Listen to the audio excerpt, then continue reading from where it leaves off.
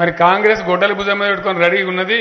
వాళ్ళకి ఇట్లా వచ్చిరంటే రైతు బంధుకు రామ్ రామ్ అంటారు. కేసీఆర్ అంటున్నాడు కాంగ్రెస్ వస్తే రైతు బంధు బంద్ అవుతుందని.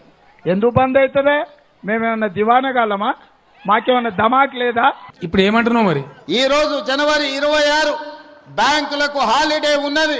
రాత్రి 12 గంటల తర్వాత ప్రతి రైతుకు, రాష్ట్రంలో ఉన్న వ్యవసాయ భూమి ఉన్న ప్రతి రైతుకు రాత్రి 12 గంటల తర్వాత చప్పట్లు వద్దు, తర్వాత టకీమని పడే విధంగా ఈ రోజు కార్యక్రమాన్ని తీసుకున్నాం. సరేనే వట్టిపోబేందుకు ఆగు. One eternity later.